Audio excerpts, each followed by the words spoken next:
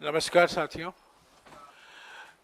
Parliament का विशेष सत्र अभी खत्म हुआ है और इस विशेष सत्र में जो मुद्दे आए हैं उस पर राहुल गांधी जी आपको संबोधित करेंगे। उसके बाद कुछ सवाल लेंगे। मैं आपसे गुजारिश करूंगा कि ये सवाल सिर्फ विशेष सत्र तक ही सीमित रखा जाए। Rahul Gandhi ji. Thank you Jairam ji.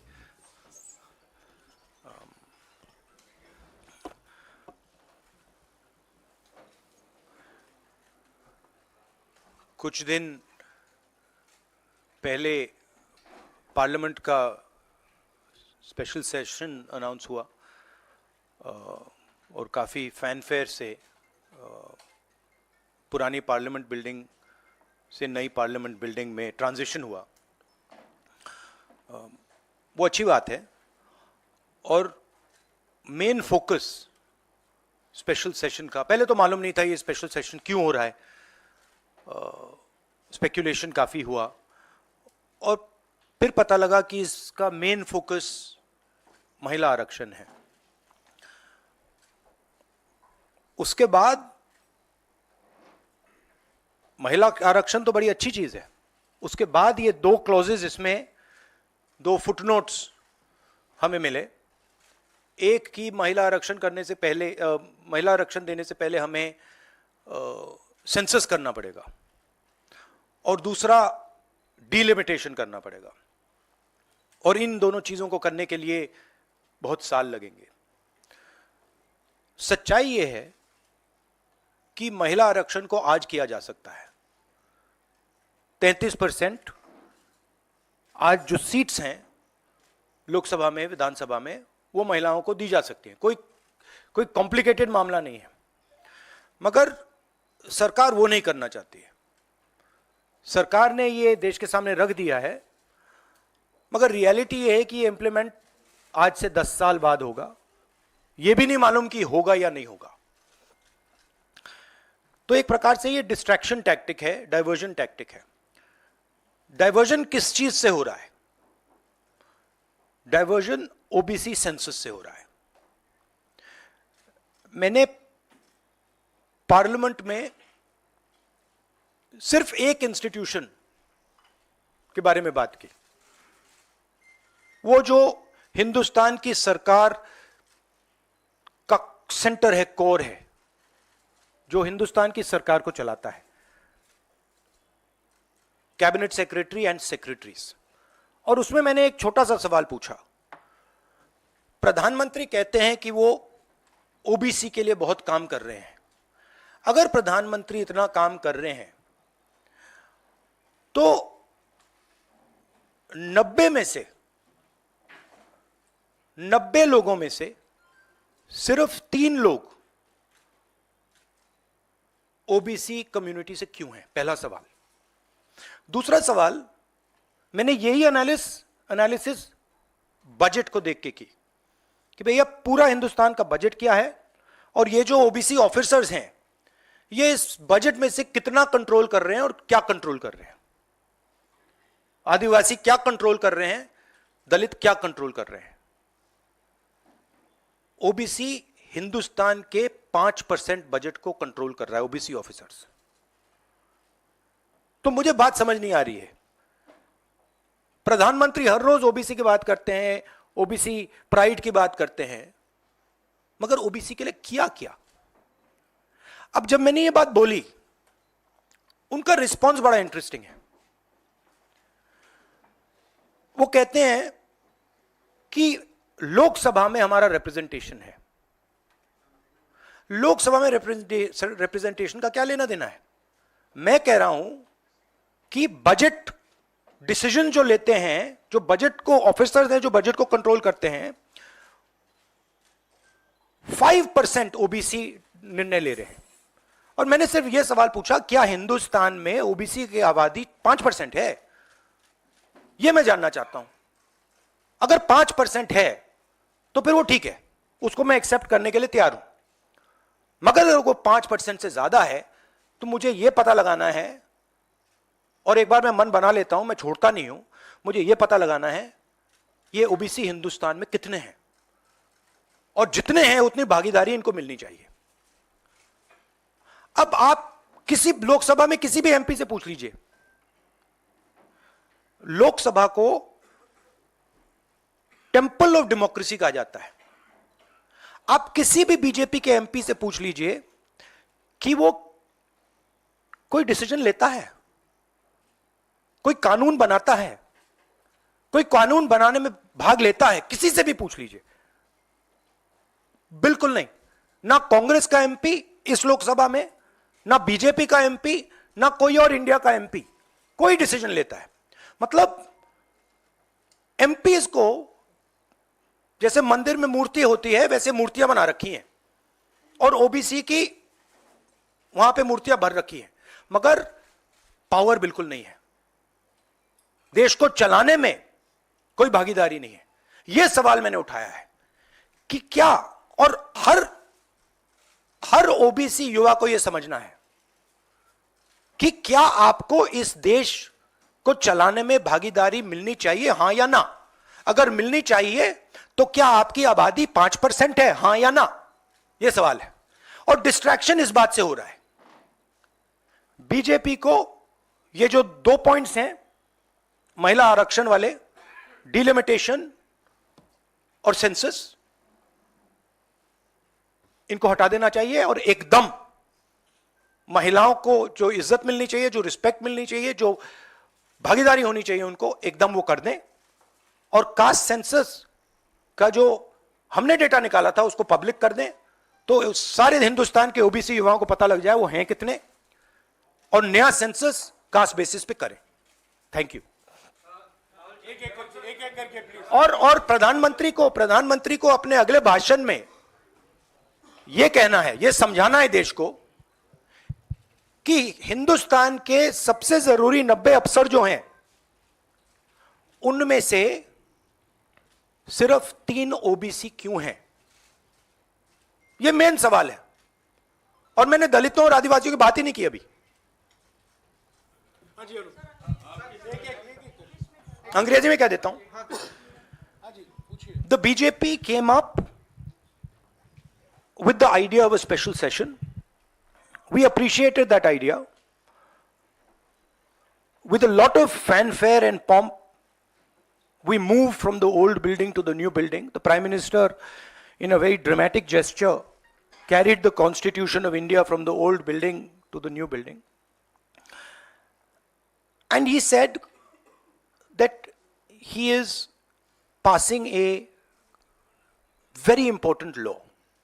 And we agree with him.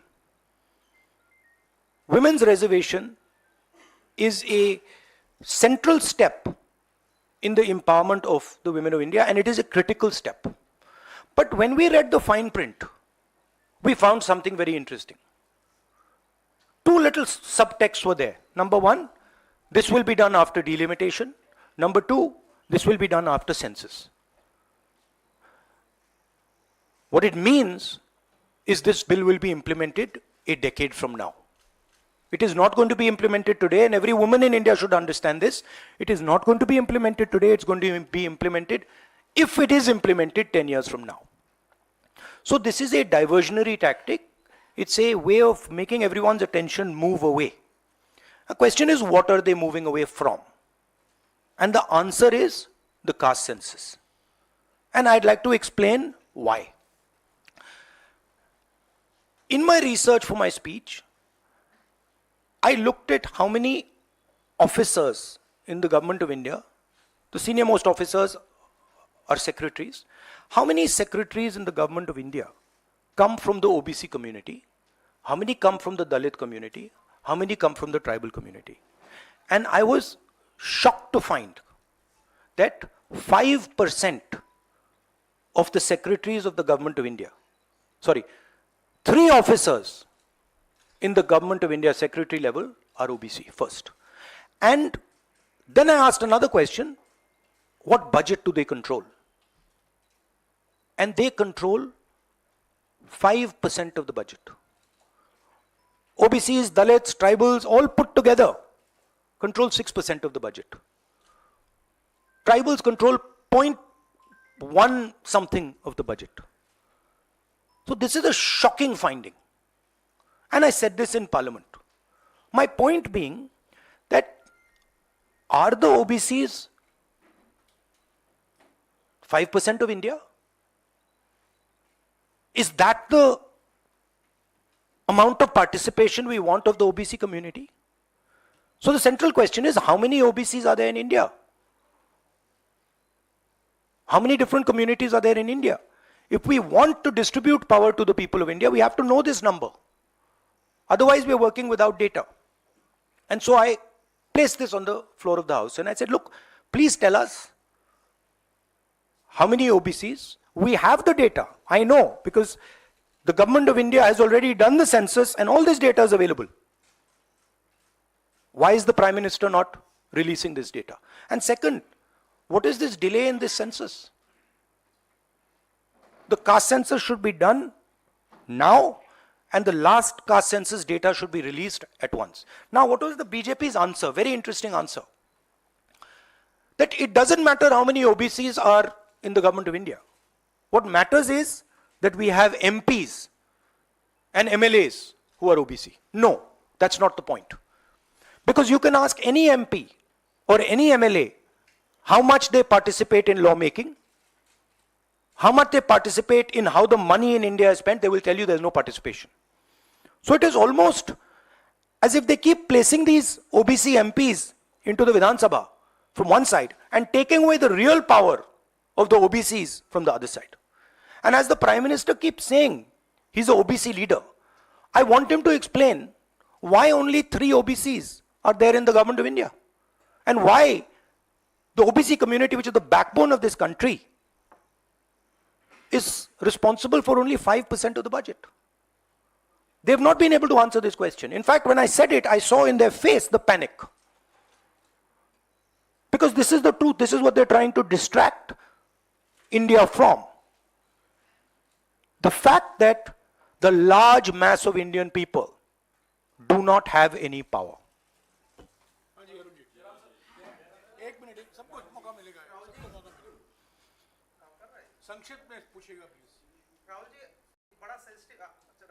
नहीं काम कर रहा। हेलो राहुल जी, बहुत सेंसिटिव मुद्दा है ये रिजर्वेशन। आज से नहीं, जब से ये अस्तित्व में आया, आपने पेंडोरा बॉक्स एक तरह से उसको टच कर दिया। आप कल ये बात कह चुके अपनी स्पीच में कि भाई ये दो, सरकार तो नहीं दे रही, सरकार ने तो पास करा दिया बिल। अब सवाल उठता है आपका, क्या आप आगे चल के सरकार में भी, जैसे सेक्रेटरीज हैं, सरकार में भी और महिला आरक्षण में भी ओबीसीज के लिए अलग से व्यवस्था करने वाले? देखिए, सिंपल बात, स्टेप बाय स्टेप करना है। आपको चोट लगती है तो एक्सरे होती है, पता लगाना पड़ता है कि स्ट्रक्चर में कमजोरी कहां है, हड्डी कहां टूटी। मैं सिर्फ एक बात कह रहा हूं, पहला कदम एक्सरे है कि हमें पहले कास्ट सेंसस के माध्यम से हिंदुस्तान का एक्सरे करना है कि भैया हैं कितने लोग, ओबीसी कितने हैं, अलग अलग कम्युनिटीज कितनी हैं, ट्राइबल्स कितने, ये पहले टेबल पे तो रखो। डिसीजन लेने से पहले अगर हम अपने सामने डेटा ही नहीं रखेंगे तो डिसीजन कैसे लेंगे? वो तो आपने बात की बात की, मगर पहले हमारे सामने डेटा रखो। डेटा रखोगे, मैं आपका जवाब दे दूंगा। आज तो डेटा ही नहीं है। दूसरी बात, मैंने अपने भाषण में कहा कि आजादी की जो मूवमेंट थी वो एक शुरुआत थी। Distribution of power, transfer of power to the people of India, Hindustan के लोगों को पावर ट्रांसफर करने का पहला बड़ा कदम था। उसके बाद हमने और कदम लिए हैं। कास्ट सेंसस से जो डेटा निकलेगा वो हिंदुस्तान की जनता को और पावर ट्रांसफर करने का तरीका है। मैं कह रहा हूं कि हिंदुस्तान के जो ओबीसीज हैं, दलित्स हैं, ट्राइबल्स हैं, बाकी लोग हैं, महिलाएं हैं, उनको हमने ट्रांसफर ऑफ पावर करना है। उनके लिए हमें पावर ट्रांसफर करना है, उनके हाथों में पावर डालनी है। फाउंडेशन वो है, और कास्ट सेंसस की जरूरत है, क्योंकि उसको समझे बिना हम ये कर ही नहीं सकते। हाँ, एक मिनट प्लीज, एक, अरे रमन जी रुक जाओ प्लीज। हाँ, वन सेकंड। हाँ, देखो, हमारे समय जितने भी थे सही रिप्रेजेंटेशन होना चाहिए। हमारे समय कम था, वो भी खराब है। इनके समय कम था, कम है, ये भी खराब है। हम चेंज चाहते हैं, ठीक है। मेरा कहना है कि जब मैंने ये आंकड़ा देखा मैं हिल गया। मैं बिलीव नहीं कर सकता था कि 90 सेक्रेटरीज में से 3 ओबीसी के हैं। मैं शॉक हो गया, मैं हैरान हो गया, ये क्या हो रहा है। और इसको बदलना है। हिंदुस्तान के जो आम जनता है, गरीब जनता है, उनको पावर देनी है। Rahul ji, you just said that you want that the power should be transferred to women and OBCs and other backwards. You know, this is a form of transferring power. The Prime Minister has said that this bill will lead to an era of women-led development. Do you feel that in the present form, this bill will be able to achieve this goal? Considering No, that it is yeah, not being implemented now. The problem is the implementation. So what they have said is, we are placing a bill on the floor of the House, but we will implement it 10 years from now. What does that mean?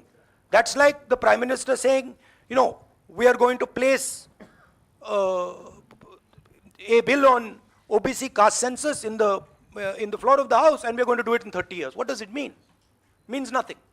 So, we agree with the bill. Remove these 2 clauses and make it happen today. And don't insult the intelligence of India's women. Because India's women understand what you're doing.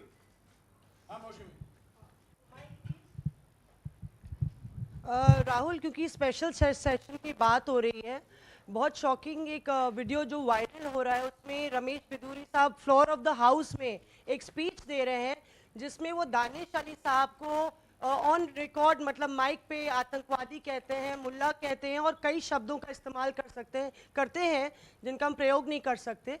तो इस तरह का व्यवहार जब संसद के भीतर हो रहा है, किस तरह से आप इसको देखते हैं? देखिए, वो और पार्लियामेंट का इशू है, उसमें मैं ये स्पीकर की जिम्मेदारी है और ये पार्लियामेंट्री प्रोसेस चलता है, इस पे मैं यहाँ पे कमेंट नहीं कर सकता हूँ। बट मैं कंप्लीट नहीं हुआ, कंप्लीट नहीं हुआ। राहुल जी, आप बहुत महत्वपूर्ण सवाल उठा रहे हैं। एक तो देरी का, दूसरा ओबीसी के कोटे की मांग कर रहे हैं।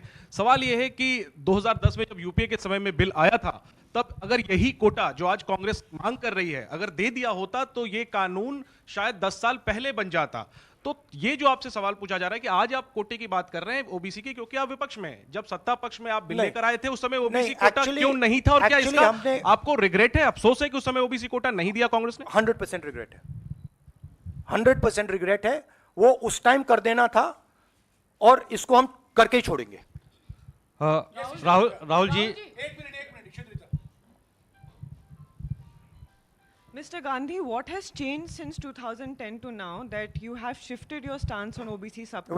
We have not shifted our stance. You're maybe not well informed. We are the party that did the caste census. We carried out an entire census getting caste data. We didn't release it at the time. There was a discussion, internal discussion. We should have released it at the time, and it should be released now. There is no change in our view on this. Yes, I see.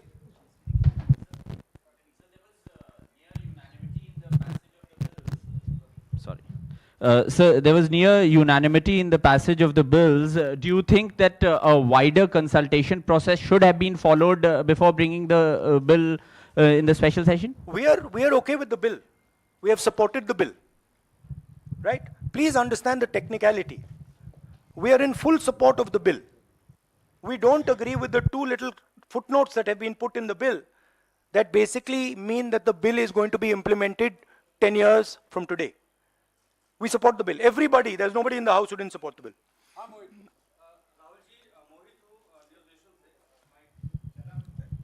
Rahul ji, मेरा सवाल ये है कि जब भी आप कोई issue उठाते हैं तो आप लोग खासतौर पे राहुल जी, आपके ऊपर, आपके परिवार के ऊपर और आपकी पुरानी सरकार के ऊपर पर्सनल अटैक किए जाते हैं, आप लोगों के ऊपर अटैक किया जाता है। आपने ओबीसी का मुद्दा उठाया, आप लोगों के ऊपर अटैक किया गया। और उसके बाद अब बेबाकी से आपने बोला भी कि मैं रिग्रेट करता हूं कि हमारी सरकार में इसको शामिल कर लिया जाता तो बेहतर होता। आखिर सरकार की क्या मंशा है? 6 महीने के बाद लोकसभा चुनाव है, 5 राज्यों में विधानसभा चुनाव है, सरकार की क्या मंशा है कि ऐसे वक्त में बिल लाया गया, पास करा लिया गया, डिलिमिटेशन और परसिमन की कोई बात नहीं हुई? नहीं, मुझे, जैसे मैंने कहा, मुझे लगता है कि ये एक डिस्ट्रैक्शन टैक्टिक है और 2 मुद्दों से बीजेपी घबराती है, डिस्ट्रैक्ट कराना चाहती है और ये रिलेटेड हैं। एक है अदानी जी, जो देश का पूरा धन अपने हाथों में कॉन्सेंट्रेट कर रहे हैं, और दूसरा कास्ट सेंसस। तो ये रिलेटेड चीजें हैं और इन दोनों बटन को जब मैं दबाता हूं, जैसे यूं दबाता हूं, बीजेपी एकदम जंप करती है। तो क्यों करती है? क्योंकि वो जो ओबीसी कम्युनिटी है, सचमुच में उनको पावर नहीं देना चाहती है और वो पावर अदानी जी के हाथ में कॉन्सेंट्रेट करना चाहती है। राहुल जी, आपसे सवाल ये है, क्योंकि जब आपने लोकसभा में भाषण दिया, आपने 90 में से 3 सेक्रेटरी और ओबीसी के, जो ओबीसी कम्युनिटी है उसके हालात के बारे में बात करी। अगर 2024 में इंडिया ब्लॉक जो आपका बना है वो पावर में आता है, तो क्या इन चीज़ों को आप जल्द से जल्द इम्प्लीमेंट करेंगे? क्योंकि बीजेपी साफ तौर पर कह रही है कि आपके भाषण के बाद से साफ लग रहा है कि ओबीसी कार्ड इंडिया ब्लॉक या कांग्रेस पार्टी खेल रही है। तो आप अगर पावर में आते हैं तो आप क्या सबसे पहले ये देखिए, ये वो कार्ड की बात करते हैं, कार्ड के बारे में सोचते हैं। मैं कार्ड के बारे में नहीं सोचता हूं। मैं जो हिंदुस्तान की जनता है उनको एम्पावर करना चाहता हूं और अगर मुझे दिखे कि ओबीसी कम्युनिटी जो है, जो बहुत बड़ी कम्युनिटी है, किसी को नहीं मालूम कितने लोग हैं, बट लोग कहते हैं 50% तक हो सकते हैं। जब मुझे दिखता है कि एक कम्युनिटी है जिसमें हिंदुस्तान की 50% आबादी है और गवर्नमेंट ऑफ इंडिया के सेक्रेटरीज में 3 लोग हैं, 90 में से 3, और वो 5% बजट को कंट्रोल करते हैं, तो मुझे गुस्सा आता है, इरिटेशन होती है। इस देश में हो क्या रहा है? एक तरफ हम अदानी जी को देश के पूरे इंस्टीट्यूशंस पकड़ा रहे हैं, नरेंद्र मोदी जी, और दूसरी तरफ जो हिंदुस्तान की रीढ़ की हड्डी है, जो हिंदुस्तान को चलाते हैं, उनको हम हिंदुस्तान को चलाने में, सरकार को चलाने में कोई जगह नहीं देते हैं, दबा के निकाल देते हैं। तो इससे मुझे इरिटेशन हो रही है। और जैसे ही हमारी सरकार आएगी, हमने वहां पे कर्नाटक में कहा था कि जिस दिन आएगी उस दिन हमारी 5 गारंटीज लागू हो जाएंगी। यहां भी मैं कह रहा हूं, हमारी सरकार आएगी, कास्ट सेंसस होगा और देश को पता लगेगा कि हमारे ओबीसी भाई कितने हैं, दलित भाई कितने हैं, और उनको देश को चलाने में भागीदारी मिलेगी। ये मैं आपको कह रहा हूं। ये छोटी प्रोसेस नहीं होगी, एक दिन में नहीं होगा, मगर नियत समझिए।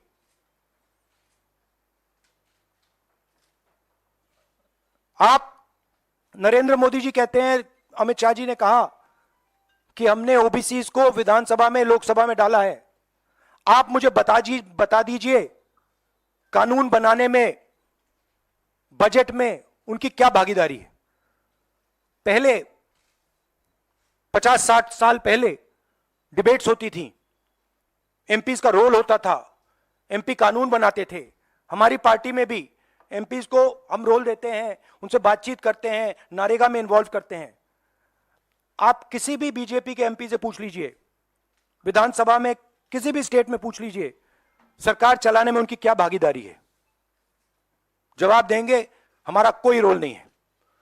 ये जो मैंने मूर्ति की एनालॉजी आपको दी है, ये बीजेपी के एमपी ने मुझे लोकसभा, पुरानी बिल्डिंग में लोकसभा के बाहर बुलाया कि हमें यहां पे बैठा रखा है, हमारा फायदा उठा रहे हैं, हमारी कोई भागीदारी नहीं है सरकार को चलाने में। Thank you.